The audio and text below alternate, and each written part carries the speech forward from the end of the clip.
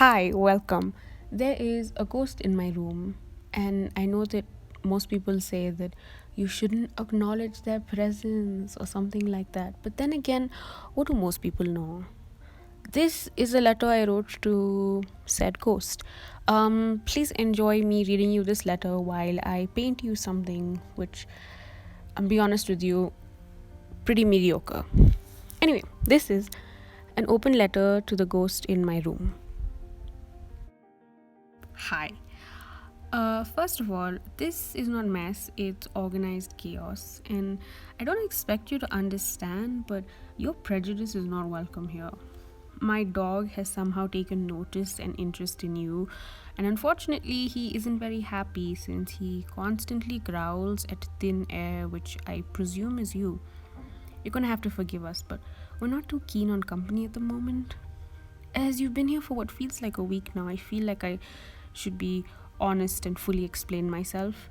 On the off chance that you decide to stay, even though, and I feel like I have to be firm when I say this, you're very much not welcome here. I feel like it's in my best interest to set some ground rules. Rule number one: if you see me pretending to do press interviews for my new imaginary movie that just came out, mind your own business. This is my 73 questions with Vogue, not yours. Also, in relation, if you see me practicing the choreography to High School Musicals, we're all in this together. In the mirror, mind your own business. Rule number two: time is an abstract concept to me. If I'm drinking coffee at 7 p.m., I ask for your understanding and compassion for the 4-hour TikTok binge that I most definitely will go on. I also ask that you look at my laughing and snorting as endearing and quirky rather than borderline juvenile. You should also know that I'm 22. Taylor Swift wrote a whole song about it and she claims it's great. The jury's still out on how we feel about it. You would be familiar with Taylor Swift since I exclusively belt to her songs on the daily.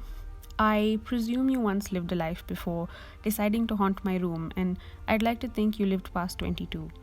I imagine you were as confused as I am now, and I imagine this purgatory between young, dumb, and broke, and being a fully functioning adult was as daunting for you as it is for me.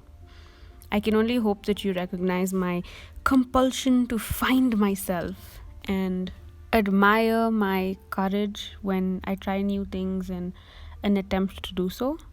I hope for equal amounts of empathy and compassion when I fail at these attempts while whispering to me that it's all data, that my early 20s are for collecting data and for spontaneously getting bangs that will take months to grow out, and getting my first infection after getting a piercing and feeling like I'm part of a club when I say, my piercing is infected, and other quintessential early 20s experiences that I can chalk up as data.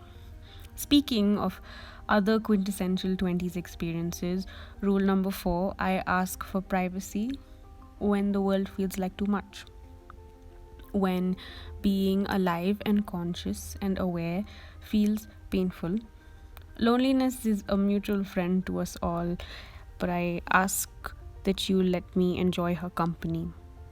When she is ready to leave, she will, but I'd like to sit with her every once in a while and listen to all the stories of the people she's met and feel like I'm somehow connected to them through her.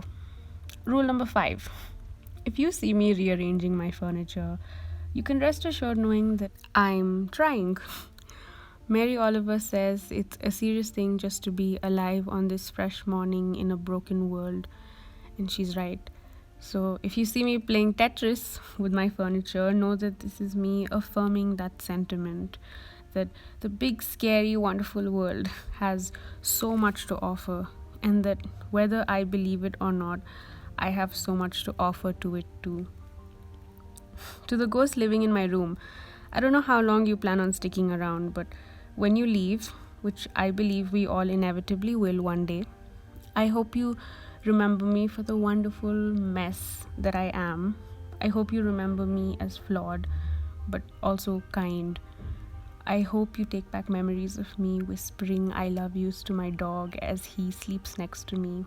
And I hope you take back the bubbling energy from my dance parties and the conversations you overheard of me with my friends. I hope they haunt you. Remind you that, like Becky Albertelli says, people really are like houses with vast rooms and tiny windows. And maybe it's a good thing, the way we never stop surprising each other.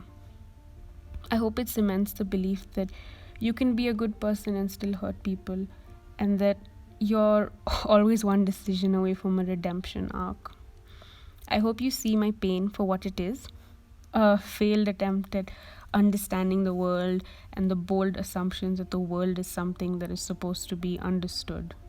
I hope you leave knowing that I will be okay, that I may someday do brave, magical things. And if you, on your way out, meet the ghosts of all the women I used to be, I hope you tell them that they would be very proud of the person I'm growing to become. Yours sincerely, Harshi.